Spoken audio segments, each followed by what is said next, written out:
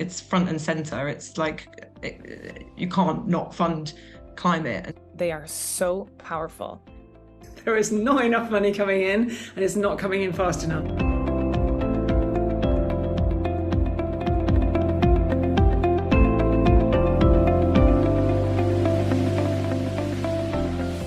And we had done a really, really good job of pushing climate away just as an issue. I think as someone who grant gives into any space, we set up a strategy so that in essence we could say no, so that we can focus and to say no, we only do this. And people would come to us, particularly in Ghana, who are very much at the sharp end of climate impacts, and say, would you support this climate initiative? And we would say no, we're not climate funders.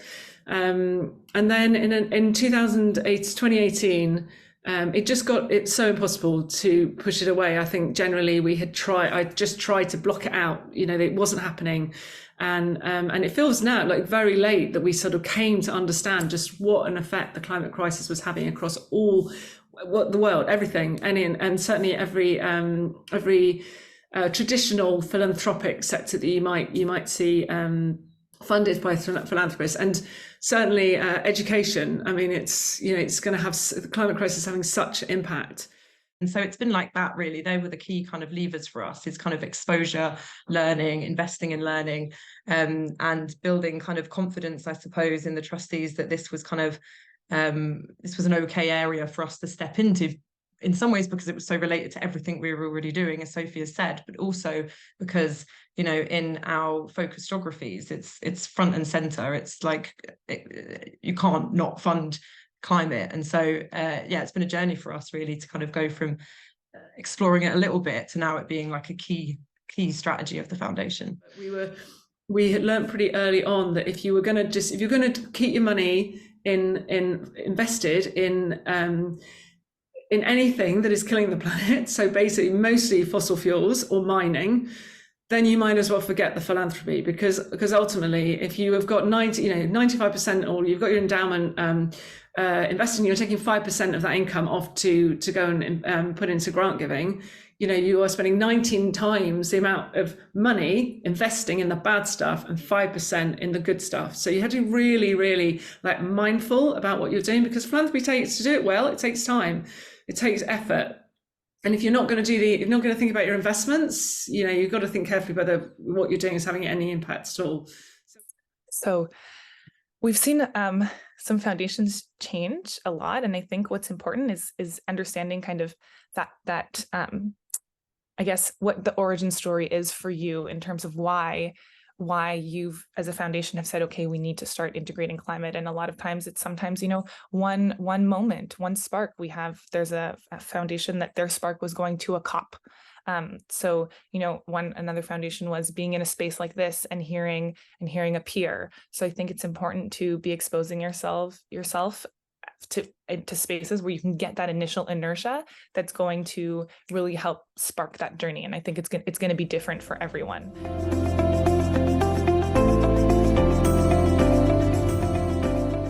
We've made this decision to spend down. We try to, as a trust, look at what the people we are granting the money to need. Instead of thinking, what do we need as a trust to make it all about us, we tried to think, what does the sector need? And that was then why we decided to spend down.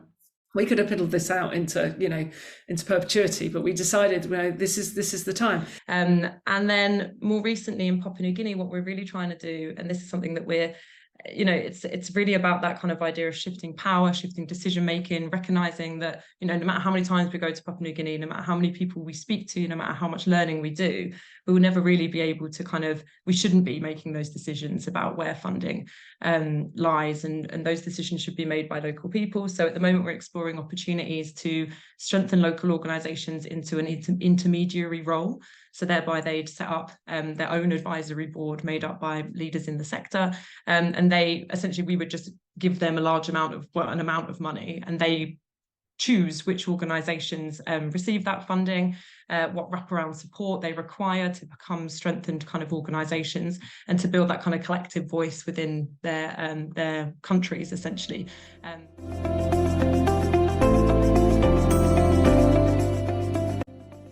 Is social movements.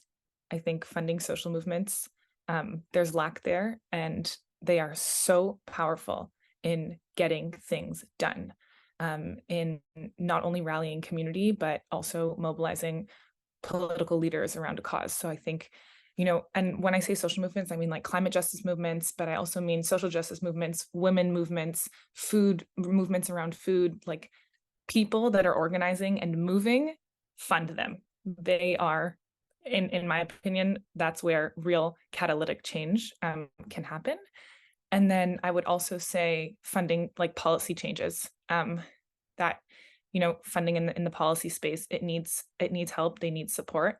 It can be catalytic in terms of, big or small money aggregated with what the government has and towards policy changes that they're looking at, supplementing those things. And, really what we're seeing is our economic models and our governance models are not fit for purpose, and they need to change, and anything that needs changing needs money.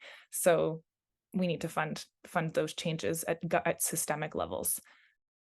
There is not enough money coming in, and it's not coming in fast enough. So that'll be my first message.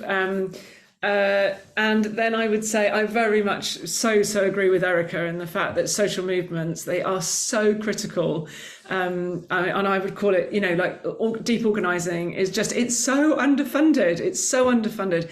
And I think they're underfunded because well, certainly in the UK, I think a lot of funders don't understand it. They don't see how powerful it is.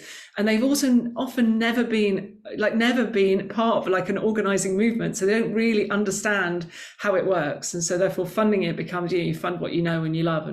But organizing it's the key to so much.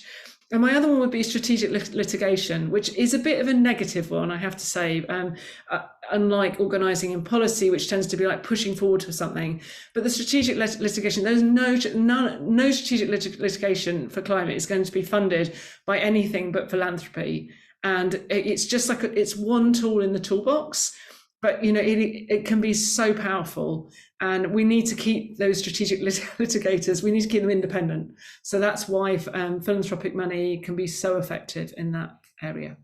Been said, and I think especially on the movement building. I mean, for us, that originally felt like something that just like we could never fund it. It was too kind of far away from what made sense in terms of like a project or funding an organization, but actually we've learned over time, and we're funding a pilot of a movement-led approach in the gender justice space in Peru. And I guess the only thing to add around funding movements is ensuring that you're funding movement building that is inclusive. So that pilot that we're funding, the people that are making decisions around where funding is allocated within that movement are people from the margins of that movement. So Afro-Peruvian communities, Indigenous communities, trans, LGBT, people that organizations and leaders and activists that maybe won't be included when you kind of have a look at face value of where the movement is coming out of, maybe out of the capital or whatever. So I think that's been a really important learning for us, is that creating kind of inclusive movement building is really, really important.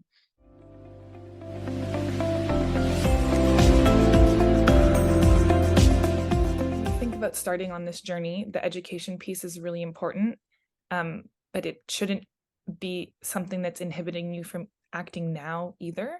And I think they can be done simultaneously, and that's usually where we see like the most transformative ways.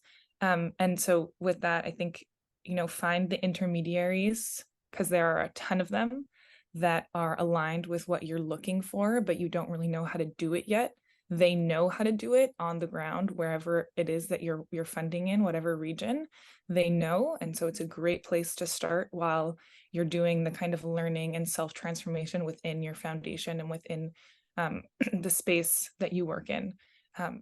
The time is now. And I think, don't overthink it too much. Like, my personal reflections on philanthropy as a whole is that people create a lot of obstacles. There's a lot of assumed reaction. There's a lot of assumed ways that trustees might behave or CEOs might behave. And, identify who your advocate or your ally might be internally on the board, work with them, bring in external help. Like, for us, Impatience Earth was really valuable for this work, because it felt like there was kind of like a platform and support and all of those things. And it wasn't just someone's idea, it wasn't my idea, it was kind of like, it was a formal kind of way of working.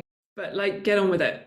Like, start now, because it's very this is not a crisis that's going to wait. You know, it's like what I was trying to say about the thing is trying to think about the sector that you're funding into rather than the but your own foundation. It's like, the quicker you can get in, the quicker you can start learning from others. I loved what Erica was saying. It's so true. Like, build your network and think about you know, and that can be the fun bit. As I said earlier, this is, you know, it's not easy funding in climate. It is because you have to accept what is happening in the world. But actually, it's the most collaborative sector I've worked in ever. It's just people actually do, because I think it's quite challenging. So, you know, definitely just get on with it. And find, yes, I think my thing would be find help. Collaborate with others, make it as sort of as an enriching experience as it can be. I'm going to say again, just get on with it. Like, get on with it now. And definitely the thing about your investments, as Chris was saying, it's not easy to sort of challenge your trustees, but it's challenging. This is all challenging. But if we don't challenge, like, nothing is going to change. Business as usual is not going to do anything with the climate crisis. It's just going to make everything worse. So we have to challenge as foundations. We have to challenge. We've got to keep challenging and challenging ourselves probably first. And then, I'm going to say again, get out there and get on with it.